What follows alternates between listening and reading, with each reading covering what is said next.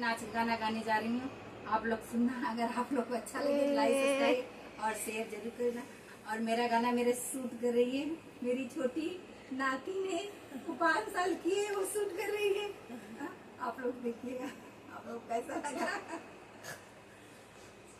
कहाँ गो गोरिया, कहाँ गो गोरिया, कहाँ गो गोरिया, नजरिया जादू मार के, कहाँ गो गोरिया, नजर जादू डाल के, कहाँ गो गोरिया, नजर जादू डाल के, कहाँ गो गोरिया, कहाँ गो गोरिया, नजर जदुआ डाल के, कहाँ गो गोरिया, नजर जदुआ डाल के, कहाँ गो गोरिया।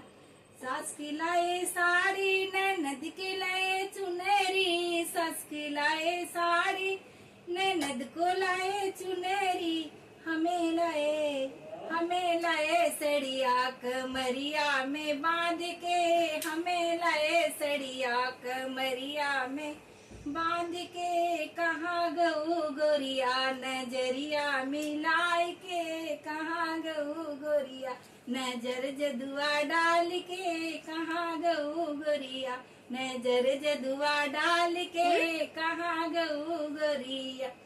सास खिलाए हरवा, ननद खिलाए हसूली, सास खिलाए हरवा, ननद को लाए हसूली, हमें लाए नथिया, हमें लाए नथिया, रुमलिया में बांध के, हमें लाए नथिया, रुमलिया में बांध के, कहाँ गऊ गोरिया, नयन जदुआ डाल के, कहाँ गऊ गोरिया, नयन जदुआ डाल के, कहाँ गऊ गोरिया, नयन जदुआ डाल के।